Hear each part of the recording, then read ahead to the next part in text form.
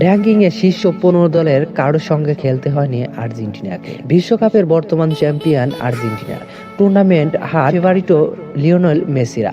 কিন্তু বিশ্বকাপের এবারে আসরের কোয়ার্টার ফাইনালে উঠলেও এখন শক্তিশালী কোনো প্রতিপক্ষের সামনে পড়েনি আর্জেন্টিনা। শুধু তাই নয়, ফিফা র্যাঙ্কিং শীর্ষ 15 এর একটি দলের মুখোমুখি হতে হয়নি বিশ্বকাপের বর্তমান বিশ্ব চ্যাম্পিয়নদের। আর সেই সম্ভাবনায় এখন ফুটবল বিশ্বের নতুন বিতর্কের জন্ম দিয়েছে। গ্রুপ পর্বে আর্জেন্টিনার প্রতিপক্ষ ছিল আলজেরিয়া, র্যাঙ্কিং 33, অস্ট্রেলিয়া 23 ও জর্ডান 63।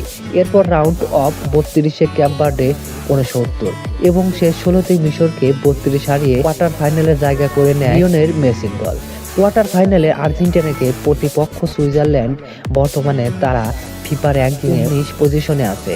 অন্যদিকে সেমিফাইনালের ওঠার সমীকরণ নরওয়ে যদি ইংল্যান্ড বিদায় করে, সেই ক্ষেত্রে স্বেচ্ছারে 30তম স্থানে থাকা নরওয়েকে পাবে আর্জেন্টিনা। এই পরিসংখ্যান প্রকাশ্য আসতেই সামাজিক যোগাযোগ মাধ্যমে শুরু হয়েছে তুমুল আলোচনা।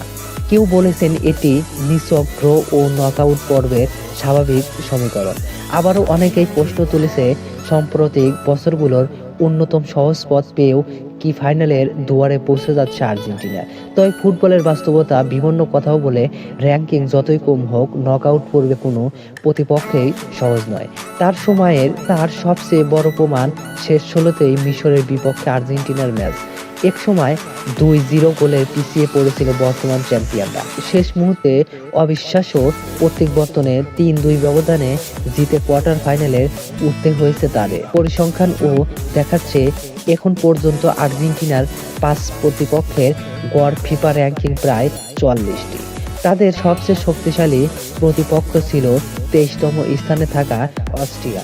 অর্থাৎ ফাইনালের পথে এখনো পর্যন্ত শীর্ষ 20-এর কোনো দলও তাদের সামনে আসেনি।